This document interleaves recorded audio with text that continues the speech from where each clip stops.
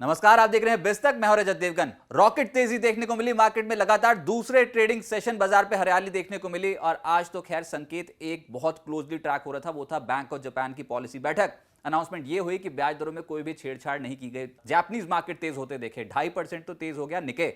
लेकिन Indian market शुरुआती सत्र में थोड़ा सा नर्वस महसूस कर रहे थे। कल के सत्र में 158 पॉइंट चढ़े थे, लेकिन आज बाजार ओपन हुआ 18,074 के लेवल पे। उसके बाद थोड़ा डिप आया तो 18,032 के लेवल तक टूटे थे। लेकिन वहीं से ही जो खरीदारी और जो चढ़ाई चढ़नी शुरू करी है, दिन का हाई लगा दिया 18,183, क्लोजिंग हुई 18,165 के लेवल पे। 18,150 जो एक और हर्डल था वो भी पार हो गया। कल पार किया था 18,050 का एक रेजिस्टेंस, आज पार कर गया 18,150।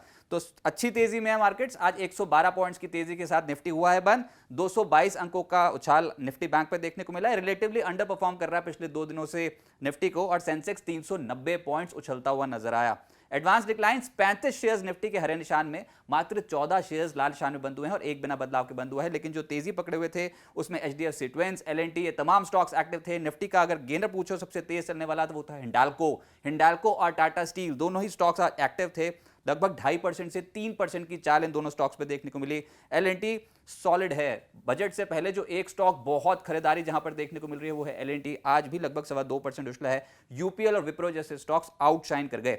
निफ्टी लूजर्स में टाटा मोटर्स का दिन खराब था, 1.5% ये टूट गया। इसके अलावा अदानी एंटरप्राइजेस एफपीओ आने वाला है, उससे पहले हल्का हो रहा है स्टॉक, 1.5% टूटता हुआ नजर आया। एचडीएफसी लाइफ, अल्ट्राटेक, बीपीसीएल जैसे स्टॉक्स आज दबाव में दिखाई दिए। सेक्टर्स ढूंढने जाएंगे, एक दिखेगा, वो है मेटल्स। इस सीरीज में ही बहुत अट्रैक्टिव प्ले हो गए हैं और आज जो चढ़े उसमें था वेल्सपन कॉर्प 4.5% उछला, हिंद जिंक 4% उछला, एपीएल, अपोलो, स्टील अथॉरिटी, हिंडाल्को जैसे स्टॉक्स 3% से 4% की चढ़ाई चढ़ गए। जेएसपीएल और टाटा स्टील दमदार एक्शन में थे। वेदांता जैसा स्टॉक भी आज 2% उछलता हुआ नजर आया। तो कोई भी डिप आ रही है, मेटल स्टॉक्स चेज हो रहे हैं मार्केट।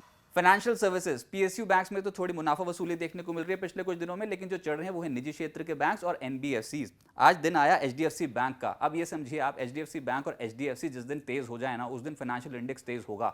बहुत ही हैवी वेट्स हैं। एचडीएफसी और एचडीएफसी बैंक दोनों में ही 0.25% के आसपास की तेजी बनी। इसके अलावा चोला फाइनेंस, पीएफसी जैसे स्टॉक्स तेज हुए। एसबीआई लाइफ में 1% के आसपास की तेजी बनी। और निजी क्षेत्र में जो 2 बैंक्स और एक्टिव हुए वो थे एक्सिस बैंक और आईसीआईसीआई बैंक, हरियाली के साथ हुए हैं बंद। एक सरप्राइज मूवर था, वो था फार्मा। निचले स्तरों से खरीदारी बहुत सारे स्टॉक्स में देखने को मिली है, जैसे कि Zydus life, Ipca labs, Torrent pharma, gland pharma, lupin जैसे स्टॉक्स आज अच्छी तेजी के साथ हुए हैं बंद। 0.2% से 0.3% का उछाल देखने को मिला। एफएमसीजी में पिछले कुछ दिनों से इंटरेस्ट फिर से जागा है और आज जो तेजी बनी उसमें था ITC, HUL, Britannia, Varun beverages, Colgate. ये कुछ ऐसे स्टॉक्स थे जो हरे निशान में बंद हुए हैं। जो दबाव झेल रहा है एक सेक्टर, वो है पीएसयू बैंक्स। बहुत तेजी बन गई थी, लेकिन पोजीशंस इतनी हैवी हो गई हैं कि अब तेजी बनाने वाले थोड़े कतरा रहे हैं। आज पीएसयू बैंक्स टूटे हायर लेवल पर फिर से। बैंक ऑफ इंडिया 4.5% क्रैक हुआ।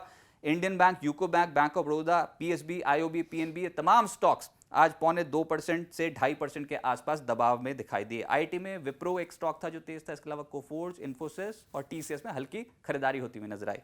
लेकिन एफिनो गेनर्स, जहां पर बड़े सौदे होते हैं, उसमें स्टील अथॉरिटी का ही नंबर आया 4%, सबसे एक्टिव स्टॉक यही रहा। इसके अलावा सीमेंस 4% उछला है। मैक्स फाइनेंशियल, हिंडाल्को और जायडस लाइफ परसेंटेज के लिहाज से सबसे तेज चलने वाले स्टॉक वायदा बाजार में। जहां पर गिरावट बनी वो था आईसीआईसीआई लॉम्बार्ड और डेल्टा कॉर्प। नतीजों का इंपैक्ट रहा, नतीजे पसंद नहीं आए बाजार को और स्टॉक्स की हो गई पिटाई, लगभग 4% टूटे हैं। इसके अलावा bank of Baroda, Indian hotels और पीएनबी जैसे स्टॉक्स हल्के हो गए। मिड कैप गेनर्स की सूची लंबी है, लेकिन परसेंटेज के लिहाज से जहां पर रिटर्न्स एक ही दिन में दमदार बैठे, उसमें था पॉलीप्लेक्स, 0.12% की चढ़ाई और एकदम से स्पाइक आया स्टॉक में। इसके अलावा मिर्जा इंटरनेशनल 7.5% चढ़ा है। धानी लगभग 7% चढ़ा। जस्ट डायल एक्टिव हुआ है पिछले कुछ दिनों में, 6% की चढ़ाई आज भी। टीसीआई, ऑल कार्गो, ये कुछ ऐसे स्टॉक्स थे जहां पर आज एक्टिविटी तेज देखने को मिली। और एक था सारदा एनर्जी। ये तमाम स्टॉक्स 5 से 6% उछले हैं। मिड कैप लूजर्स में मिंडा कॉर्प आज लगभग 5.25% टूटा। स्टार हेल्थ 5% टूटा है। Gati, Tata investment, Star Cement, Eris life और नाइका, यहां पर दबाव देखने को मिला। नाइका लगातार लोअर लेवल्स छूता चला जा रहा है, अब तक के निचले स्तर पर पहुंचा। 52 हफ्ते की ऊंचाई बहुत सारे स्टॉक्स छू रहे हैं। इनमें से कुछ चुनिंदा हैं, जिसमें एडलवेज, आईडीएफसी, एलएनटी, स्वान एनर्जी जैसे स्टॉक्स 1 साल की ऊंचाई पर दिखाई देंगे आपको। अब आगे क्या होगा, देखिए अमेरिका में जो क्लोजली ट्रैक हो रहे हैं वो है पीपीआई और रिटेल बिक्री के आंकड़े, देखते हैं वहां पर क्या रुझान देखने को मिलता है। लेकिन इंपॉर्टेंट ये है भारतीय बाजार के अनुसार कि बुल्स ने शानदार वापसी की है और एक बहुत बड़ा मौका इंडियन मार्केट्स में बना है, क्योंकि हमने पिछले 2 ट्रेडिंग सेशन में बहुत ही जबरदस्त रफ्तार पकड़ी है।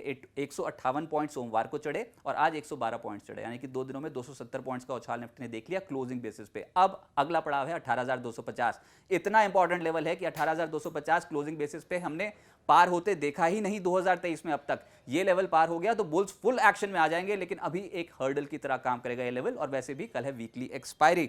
नीचे 18,080 18,100 जब तक नहीं तोड़ते तब तक बुल्स का कॉन्फिडेंस हाई रहेगा और 18,000 18,100 के पुट राइटर्स एकदम से एक्टिव होते हुए नजर आए हैं। वहां पर खुले सौदे बहुत ज्यादा बढ़ गए आज के सत्र में, तो एक कुशन है मार्केट के पास, नीचे एक बेस बन गया और ऊपर अगर 18,250 को पार कर दिया तो एक बहुत बड़ी अपॉर्चुनिटी निकल आएगी। एफआईएस की वापसी हो जाए तो सोने पे सुहागा, लेकिन अभी तक एफआईएस की कोई बहुत बड़ी खरीदारी नहीं देखी। 17-18 दिनों के बाद कल 200 करोड़ के आसपास की खरीदारी डेफिनेटली देखने को मिली थी, लेकिन कुछ क्वांटम हैवी हो जाए तो कमाल हो जाए। ऊपर से कल जो नतीजे आने हैं बहुत क्लोजली ट्रैक होंगे, जिसमें HUL, एशियन पेंट्स, दिग्गज कंपनियां इनके नतीजे आने हैं। इसके अलावा L&T technology services, Canfin homes, Polycab, PVR, Mphasis, AU small bank और हेवल्स, ये कुछ ऐसी कंपनियां जो अपने नतीजे जारी करेंगी। और फिर 20 तारीख को इंपॉर्टेंट है कि रिलायंस इंडस्ट्रीज अपने नतीजे जारी कर देगा। तो एक्शन रहने वाला है, देखते हैं कि यहां पर बुल्स अभी और ताकत दिखाते हैं कि नहीं।